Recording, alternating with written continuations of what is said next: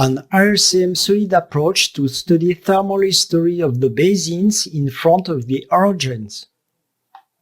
I am Thierry Baudin, and I work for BRGM as a structural geologist. And first, I'm going to present to you the motivation of our research in the orogen project. Usually, in the orogens, we have access, of course, to the PV conditions, but very often these record the stages from the subduction to the exhumation. This means that the previous thermal states linked to the basin apertures have been erased by a stronger later metamorphism. And this is generally the case in the internal zone of the orogens. You can see here the Alps and the Pyrenees.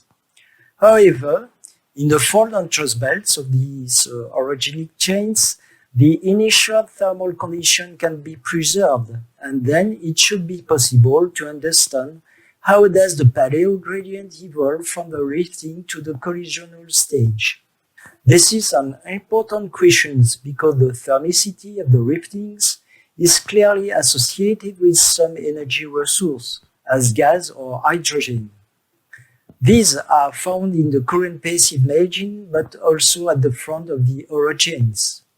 And the best way to approach the paleothermicity of the ritual basin is to use the RSM method coupled with the numerical simulations.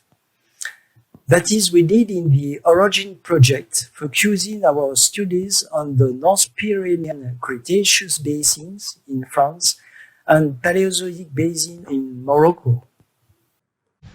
Hello, I am Abdelatif Lafid. I am a research scientist at BRGM. Here we consider a polyphase folded belt exposed in the Zayan region in the Moroccan Meseta.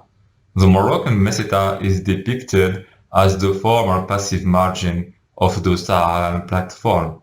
The Zayan mountains are formed by Middle Lower Cambrian greywacke and marble, overlain by folded silicic classic Ordovician strata.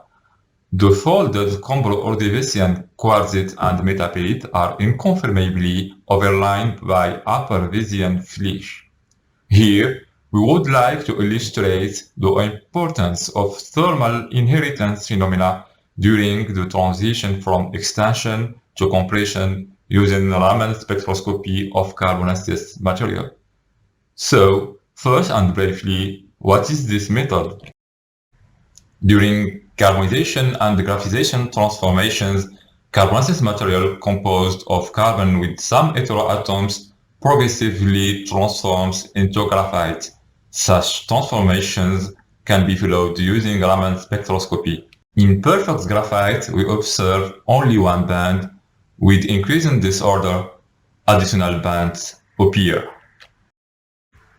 Thus, many calibrations were proposed to develop the RSM geothermometer that works in the range temperatures of 200–640 degrees Celsius. During the Orogen project, we have explored to quantify the carbonization processes using samples from the Rhine Basin, Franciscan Complex, and Gulf Coast. With temperature increase from 100 to 200 degrees Celsius, Raman spectra shows variations, in particular the narrowing of the G-band. These variations allow us proposing a new calibration in the range of 100 to 200 degrees Celsius. When we apply the RSM method on samples from the Zayan region, we observe a clear temperature difference between Combro-Ordovician and Vizian metasediments. The Cambrian Ordovician samples show temperatures that vary from 305 to 365 degrees Celsius, when the Vizian samples show temperatures that vary from 160 to 220 degrees Celsius. So, what is the interest to calculate these temperatures? We can use these temperatures to determine paleogeothermal gradients. But to do this work, we need to have wind-constrained structural and sedimentological data. Admitting that these temperatures were reached in the Combro-Ordovician metasediments only after folding and the tectonic thickening, we may estimate a boreal of 6 kilometers.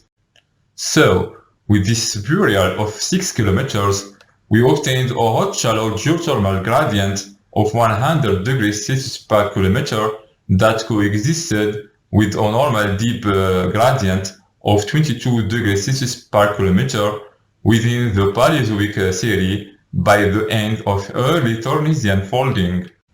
In this conceptual model, the hot linear geothermal gradients would be inherited from the extensional setting that characterizes the Meseta and the Anti-Atlas domains during the late Devonian stage.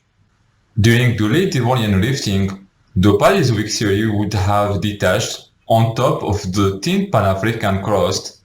Folding could have begun at this stage, but it was only achieved in subsequent compression-transpiration at Tornesian or Lewisian stage.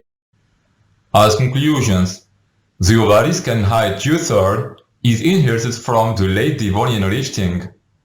The Paleozoic series possibly detached from the extended crust and underwent part of their folding during the crystal extension. This folding was only achieved during a compressional event. The Zion Mountain appears as a fine example of thermal inheritance during the extension to compression transition. Let's move now to the North Pyrenean basins. Here, thanks to many findings, the RSM method was widely used to determine peak temperatures of rocks and to study the thermicity of the Cretaceous basins. These Cretaceous basins that we have just seen belong to the North Pyrenean zone, which constitutes the foothills of this chain. And we know today that these basins grew up from Middle Albion to Santonian. They were created during a hyperextension of the continental crust, which led to the exhumation of the subcontinental mantle, as you can see on this tomographic section.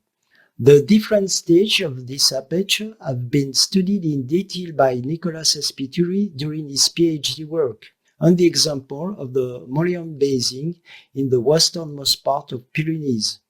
This basin has been well preserved from deformations.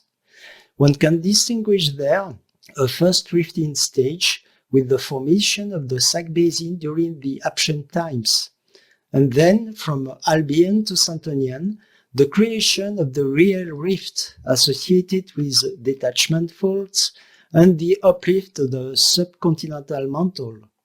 This is followed by the deposit of synconvergent sediment in blue from Companion to Lower Eocene.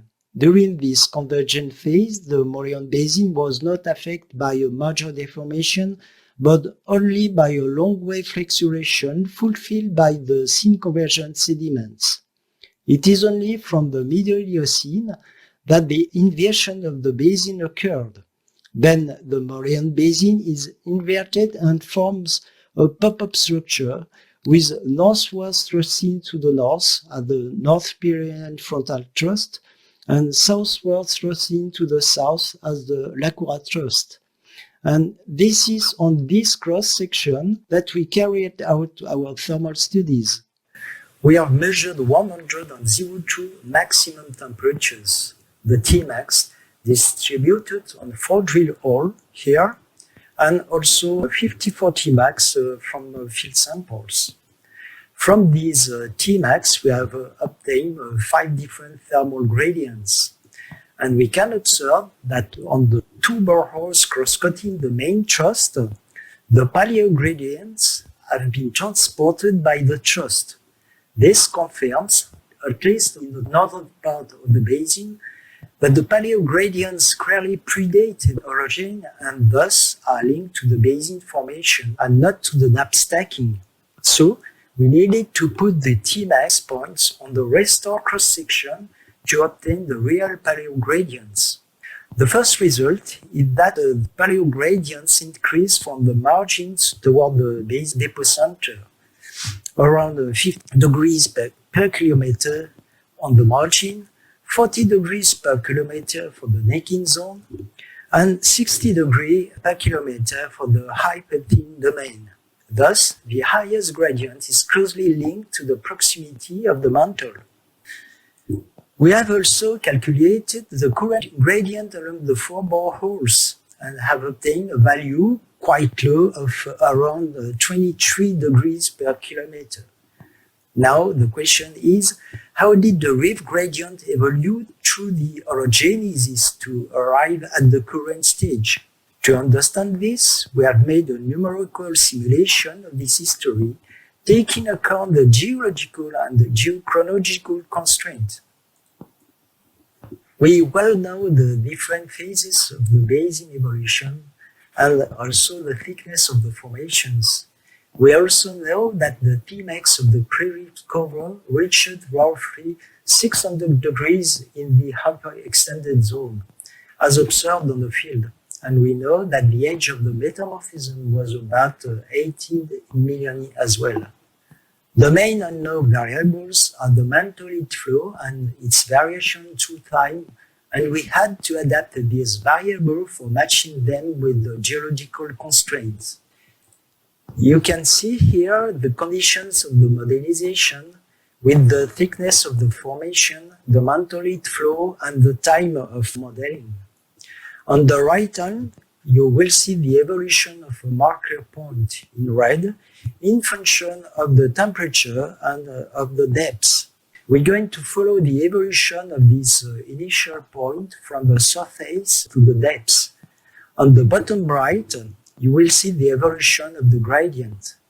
We are here on the initial conditions of the thermal simulation at 120 million years, and the red point is still on the surface, located on the place of the future hyper-extended domain. The first stage corresponds to the formation of the rifting with the hyper-extension of the crust. The surface point is then buried to 8 km depth. And to reach a temperature of 600 degrees at 10 km depth, with a gradient of 60 degrees per kilometer, we had to input a mantle thermal pulse of 100 milliwatt per square meter. And this value is consistent with the mantle heat flow of the current rifts. The second stage corresponds to the thin convergence and post-rift sedimentation up to 40 million years. The marker point is then buried to 11 km depth, with temperature decreasing down to 300 degrees. And to do that, we had to reduce the mantle heat flow down to 36 milliwatts per square meter. Because if we don't do that, the temperature would still increase after 80 million years, and we know that it's not the case. The third stage corresponds to the collisional phase and also to the onset of the strong erosion from 40 to 25 million years. And at this time, the marker point is axiom of 6 kilometers with a constant temperature.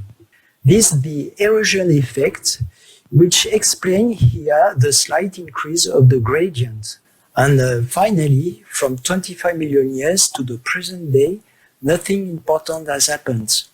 It's the thermal relaxation stage of the system without major erosion, always with a mantle heat flow of 36 milliwatts per square meter, necessary to explain the current gradient of 25 degrees per kilometer.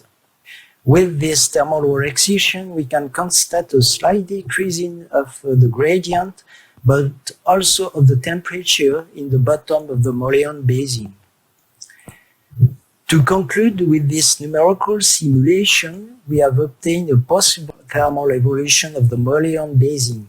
Maybe it's not the true, but at least it's consistent with the geological and RCM data. To conclude, the RCM approach that we've just presented to you could seem to be a magic method for approaching the thermal paleogradients linked to the formation of the basin. However, RCM use is far from a simple push-button method. The first advantage of the RCM is to provide enough Tmax to obtain thermal paleogradients, and especially where the composition of the metasedimentary rocks does not allow the apparition of paragenesis for accessing to thermal conditions. The thermal gradient calculations require us to perfectly control the sedimentary and structural evolution of the basin, because it's fundamental to know the time relationship between the Tmax and the different deformation phases, making fault test or thrust test, for instance, to access to the true thermal paleogradient. And once thermal paleogradient is established and knowing the current gradient, we can then check our hypothesis about the evolution of the thermal gradient using numerical simulation based on the conduction thermal equations. In our example of the Malian Basin, the thermal modeling led us to constrain the mantle heat flow values for respecting the geological and geochronological data. In this case, the subcontinental mantle, being depleted of radiogenic elements, is not directly implicated in the increasing of the temperature. Of course, the asthenospheric flow has to be responsible of the thermal anomaly, but we can also consider that a part of the thermal pulse arises from the serpentinization of the top of the subcontinental mantle. And all these questions are part of our future investigations on the origin of the basin thermicity. Thank you.